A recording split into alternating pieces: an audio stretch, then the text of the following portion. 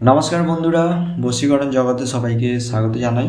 তো আজকে আপনাদের মরিচের মাধ্যমে একটি শক্তিশালী বশীকরণ করার পরীক্ষিত টোটকা বা আমল দেব। কাউকে বশ করা, ভালোবাসা বা প্রেমে পাগল করার এটি একটি শক্তিশালী এবং পরীক্ষিত টোটকা বা আমল।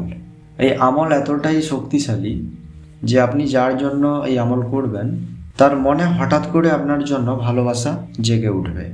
সে যে কোনোভাবে আপনার সাথে কথা বলার চেষ্টা করবে, আপনার সব কথা মানতে বাধ্য হবে। আপনি যদি আপনার জন্য গভীর প্রেম ভালোবাসা সৃষ্টি করতে চান, সেক্ষেত্রে এই আমলটি অবশ্যই একবার হলেও করে দেখুন। এই আমলটি যে কোনো দিন করতে পারেন, তবে বিশেষ কার্যকারিতা পেতে শর্ট কর্মের নিয়ম অনুসারে করতে হবে। কিন্তু এই টোটকা বা আমলটি করার সঠিক সময় হচ্ছে রাতে। এটি রাতে করবেন, এটি আপনাকে একা করতে হবে।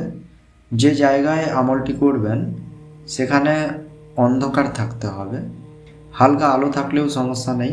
এই আমল বা টোটকাটি করার জন্য আপনাকে 2টি লাল মরিচ নিতে হবে, এবং এখন আমি যে নিয়ম বা পদ্ধতি বলে দেবো আপনাকে ঠিক সেভাবেই এই টোটকাটি করতে হবে।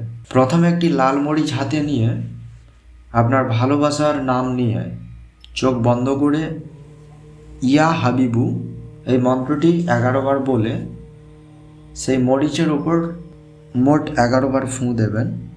মানে একবার মন্ত্র বলবেন, একবার ফুঁ দেবেন, আবার মন্ত্র বলবেন, আবার ফুঁ দেবেন, আবার মন্ত্র বলবেন, আবার ফুঁ দেবেন। এভাবে মন্ত্র মোট 11 বার বলবেন এবং 11টি ফুঁ দেবেন। এরপর এটি রেখে দেবেন। তারপর আবার একটি মরিচ নিয়ে আবার 11 বার ইয়া হাবিবু পাঠ করে আপনার নিজের নাম নিয়ে মরিচের ওপর ফুঁ দেবেন। এবার এটা করার পর এই 2টি মরিচ আপনি কি করবেন, এই 2টি মরিচ আপনাকে কোথাও অনেক দূরে নিয়ে গিয়ে কোনো পাথর বা ইটের নিচে চাপা দিতে হবে। আর মনে রাখবেন, আপনাকে এমন জায়গায় চাপা দিতে হবে যেন সেখানে কারো যাওয়া আসা না থাকে, এবং এই কাজটি করার সময় কেউ যেন আপনাকে না দেখে। এই কাজটি করার পর যখন আপনি রেজাল্ট পাবেন, তখন আপনার ভালোবাসার মানুষ, পছন্দের মানুষ বা মনের মানুষ আপনার সাথে মিলন করার জন্য ব্যাকুল হবে। আর যদি সে কোনো ভুল করে থাকে তাহলে সে আপনার কাছে ক্ষমা চাইবে এবং আপনার সব কথা মানতে বাধ্য হবে। তো ভিডিওতে আমি যে মন্ত্রটি দিয়েছি ইয়া হাবিবু, এই মন্ত্রটি নিয়ে কাজ করার আগে বা এই মন্ত্রটি কাজে খাটানোর আগে প্রথমত আপনাকে এই মন্ত্রটিকে 3 মালা জপ করতে হবে।